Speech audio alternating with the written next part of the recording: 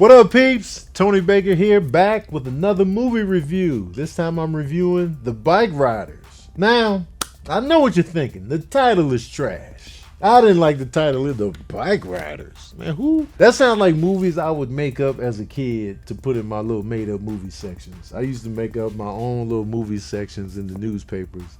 Because I used to get the Chicago Sun-Times and the Chicago Tribune, and I would always look at the movie sections on Fridays and Sundays. Sunday they had the big epic movie section, and so I would make up my own movies. And the Bikeriders sounds like something I would make up, but that's what they were called back then. You know what I'm saying? Like, you know, the 60s. This movie is set in Chicago in the 60s about a bike riding club that ended up becoming, you know, every gang that you look into, when you look at the history of gangs, no matter how deadly they became, no matter how violent they became later on down the line, they always started out as like a club or a group, or we just had a little group to protect ourselves, and we just had a fraternity. We would just get together and hang out, and then it grows, and then the fights, and then, you know, you start getting other elements factored in, and the next thing you know, you got the Crips and the Bloods and the Hells Angels and whoever else is just like a legendary, you know, gang. And so the director and writer, Jeff Nichols, he also did the movie Mud, and he did the movie Loving, a movie that I went to see in theaters, and I fell asleep at the very end. I was enjoying the film about the first, you know, interracial couple to get married, and I fell asleep at I was pissed. I woke up, the lights was on, the theater crew was in there cleaning up the theater. I was like, y'all didn't wake me up? All right. I want to know how long they were going to let me sleep in that movie theater, because they was in there, lights on, fully vacuuming. I was like, they did not even touch me. I was like, I could have stayed the night at the movie theater that night. The AMC slumber party. Anyway, that's neither here nor there. The Bikeriders is essentially about a real life book and interviews that were made back then about the bike club and like how it got started, who was involved. And so it's told through the narrative and the eyes mainly of the character that's played by Jodie Comer. And I didn't know, I've seen her before. I saw New Guy with Ryan Reynolds, and I saw the movie The Last Duel, and didn't even register that this was the same woman. I was just like, oh, her eyes look familiar, but I couldn't piece the eyes together. I was just like, I seen these eyeballs somewhere, because I'd be in people's eyes. But I didn't piece it together. And she had this thick Midwest accent. You know what I mean? Like, the Midwest accent is something to hear. Like, it's thick. You know what I mean? Like, you know, growing up in the Midwest, mainly white folks have that thick Midwest where I can listen to some people and be like, "Are you from Chicago?" You're like, "Yeah, how'd you guess?" I'm like, just call it a hunch. I feel like black people from Chicago, we sound different, all of us. So I can't really pinpoint a person from Chicago. I might be able to pick up little things, but white folks from that area, or whether it be Wisconsin, Minnesota, Chicago, I'll be like, you from up that way, aren't you? And then I can hear it. But she was laying it on thick, and I was just like, all right, you got to get adjusted to the accent. And then once you do, you be like, all right. Because Tom Hardy, to me, really didn't have it, and Austin Butler really didn't have it. Austin Butler is just, he's blowing up. He's set, you know, he played Elvis. He was great in Dune 2. Like, I feel like he's the next generation of just like very talented actors that can tap into that leading man vibe, you know, good looking dude, but also with the acting chops. So he was like perfect in this role of just like a James Dean-y type of dreamy bad boy, you know, if you will. And I feel like he played the role well. He really didn't, he was a quiet character. And Tom Hardy is always good. Tom Hardy is just, even though I hate the Venom movies, I like Tom Hardy.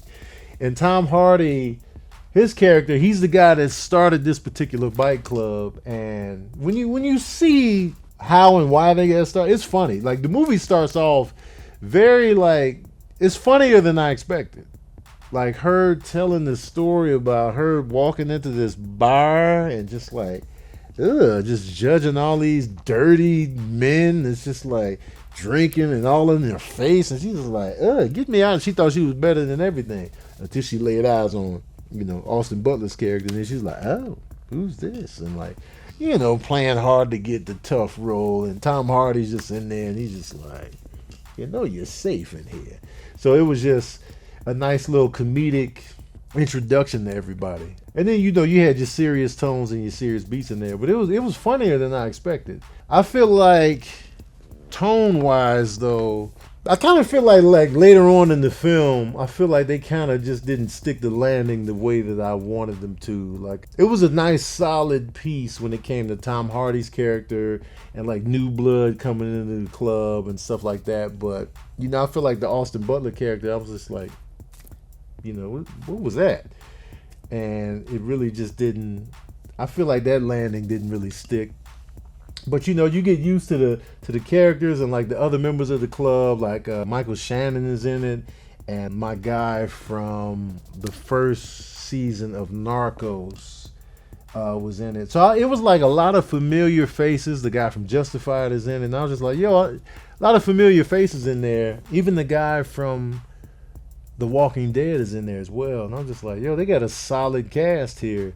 So the cast and characters were really good. It's good to see. I like seeing movies like this. Like, it's not like a franchise, comic book flick. It's not this big action piece. It's not this big PG-13. Let's get the kids in too. Like, nah, man, give me a nice gritty drama that I can just sit and watch and it's quiet. I enjoy that element of it, but I do feel like some of the elements kind of ran dry towards the end. That kind of brought it down a notch. But forget all that, man. You want another smooth jazz review of the Bikeriders? Well, here it is. Oh yeah, I'm giving the Bikeriders 3.5 saxophones out of 5. I feel like it's a solid watch if you into this type of this type of storytelling and this type of vibe. I feel like it's a good solid watch, solid flick, good performances from a talented cast, a lot of cigarettes being smoked. It's set in the 60s in Chicago. Mad cigarettes. People was cigarettes, McGee, coffee and cigarettes. That's what they was on. I thought it was cool that it was supposed to be in Chicago, but I know they was in Cincinnati, and I knew they was in Cincinnati before I even checked. I was like, they in Cincinnati. And lo and behold, when you want a place to look old, like old city in America, you gotta go in Cincinnati. That's not to say the whole city looks like that, but there are certain pockets in Cincinnati where if you woke up confused about who you were, and you just woke up like, oh man, I'm in the 40s, Prohibition, the 20s and 30s, you wouldn't even know the difference. And then you go around to the next block and you're like, this block is new and fire. It's crazy in Cincinnati how one street over, you get a totally different visual. Then the next street, it's like a time capsule. So anyway, that's neither here nor there. But a lot of cigarettes being smoked. And I will say, Jodie is the lead. Just so you know, because the story is told through her eyes. So, but that's a unique perspective. Because the women are always in the mix. The women gonna be in the mix. Because the dudes is dating the women, and the women are just seeing everything, and they just like. And women are descriptive. Guys are just like, I don't like it. I liked it. You betrayed me. I didn't know what else to do. This is all I got. They just grunting and groaning. Then women are like, well, I think that now we're getting a little deeper. But then he's like, if you don't like what I'm doing, I'll just leave. Well, wait, we can talk this out. I'm gone. I'm on my bike. I'm out. Which is the way I live my life. I'll ride off on my bike, even though I don't have a bike. It's gonna be a bicycle. It's not gonna be a chopper. Man. This is before they was calling them choppers. Anyway, that's neither here nor there. All right, peeps, that's my review of the movie The Bikeriders. Let me know what you thought of the movie in the comment section below. Are you a fan of Sons of Anarchy? Are you a fan of that type of vibe? Let me know in the comment section below, because I definitely thought about the Sons of Anarchy and like these motorcycle clubs and motorcycle gangs, and it's just like, it's a very interesting culture, and it's dope to see that type of culture at its early stages. I was like, oh, okay, never knew about this. So I was very intrigued by that element. But let me know what you thought of the movie in the comment section below. Don't forget to like, share, and subscribe, and as usual, we out here.